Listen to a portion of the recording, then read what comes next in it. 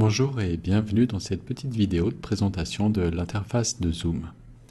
Voici la fenêtre principale dans laquelle vous allez retrouver les différents participants. Ils seront affichés soit avec leur webcam, soit avec leur nom, soit avec une image qui représente leur identifiant. Vous avez dans la partie inférieure le contrôle du son avec ce petit micro, les options qui vous permettent de choisir quel micro ou quel haut-parleur vous voulez utiliser. Vous pouvez alterner entre le mode muet et le mode actif de votre micro d'un simple clic. La même chose pour votre webcam que vous pouvez démarrer ou arrêter avec cette icône. L'icône participant va vous permettre d'afficher la liste de la totalité des participants à la réunion. Vous allez retrouver leur nom et sur la droite, un micro qui indique s'il est actif ou muet. S'il n'y a pas de micro, la personne ne pourra pas s'adresser via le son. On peut passer son micro en sourdine ou rétablir le son. On a la possibilité de lever la main ici pour indiquer au formateur que l'on a une question à lui poser, ou on peut abaisser la main ici. Dans la partie supérieure, on va pouvoir se renommer ou modifier sa photo de profil. Grâce à l'option Converser, vous allez pouvoir communiquer avec les personnes qui sont dans la réunion, soit avec tout le monde, soit avec une personne en particulier. Vous allez retrouver dans ce chat les discussions qui ont été faites et vous pouvez aussi trouver des fichiers qui pourront être téléchargés, fournis par le formateur. On retrouve ensuite le bouton Partager l'écran qui vous permettra de partager une fenêtre de votre ordinateur. Toutes les personnes auront la possibilité de voir ce partage et au niveau de l'interface, elle se modifie un petit peu. Ce n'est plus dans la partie inférieure qu'on retrouve les options, mais dans la partie supérieure.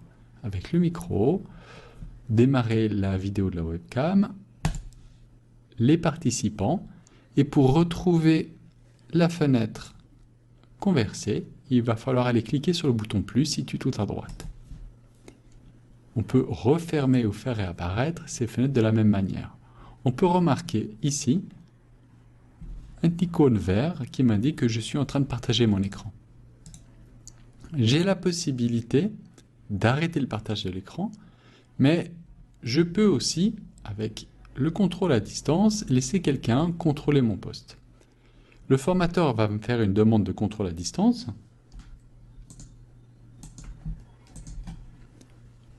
Cette fenêtre apparaît et j'ai la possibilité de refuser ou d'approuver le contrôle à distance de mon écran. Si j'approuve, c'est maintenant lui qui peut contrôler mon écran. Je peux arrêter ceci à tout moment en me rendant dans la partie supérieure, contrôle à distance, abandonner le contrôle. Quand je ne veux plus partager mon écran, je clique simplement sur Arrêter de partager. Et je me retrouve de nouveau dans la fenêtre principale. J'ai la possibilité dans cette fenêtre-là, dans la partie supérieure, d'alterner le type d'affichage entre affichage galerie et affichage intervenant, ou de passer en plein écran. Là encore, la fenêtre participant et converser va disparaître. Je peux refaire réapparaître ces fenêtres en allant recliquer sur les icônes situées en dessous. Elles sont cette fois-ci en fenêtre flottante et dès que je quitte le mode plein écran avec la touche Escape de mon clavier ou le bouton, je vais les retrouver dans la partie droite. Quand j'ai terminé avec la réunion, je peux simplement la quitter en quittant ici la réunion. Voilà. Dernier point très important, simplement avant de communiquer, vérifiez bien que votre micro n'est pas désactivé.